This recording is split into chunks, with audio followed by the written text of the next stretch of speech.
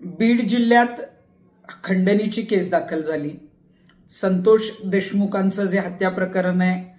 ती ही केस आपण बघितलं की बीड जिल्ह्यातील पोलीस स्टेशनमध्ये सुरू आहे आणि बीड जिल्ह्यामध्ये वाल्मिक कराडचं जे जाळं आहे ते फार मोठ्या प्रमाणात आहे आणि वाल्मिक कराडच्या मर्जीतले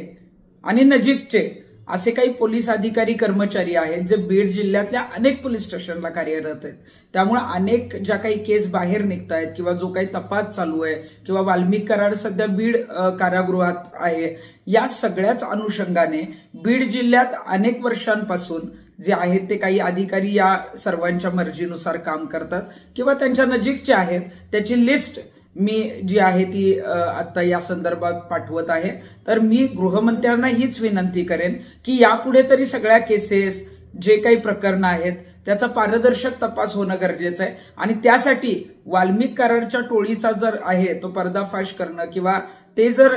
पूर्ण थांबवायचं असेल तर या सर्व पोलीस अधिकाऱ्यांची जी आहे ती बदली बीडच्या जिल्ह्याच्या बाहेर करणं गरजेचं आहे। आणि आम्ही सांगतोय म्हणून नाही तर गृहमंत्र्यांनी या सर्व पोलीस अधिकारी कर्मचाऱ्यांची सखोल चौकशी करावी किंवा त्यांची माहिती मागवावी आणि माझी त्यांना विनंती आहे की बीड जिल्ह्यातून त्यांच्या मर्जीतील आणि निकटवर्तीय जे काही पोलीस अधिकारी आहेत त्यांची बदली तातडीनं बीड जिल्ह्याच्या बाहेर करणं गरजेचं आहे।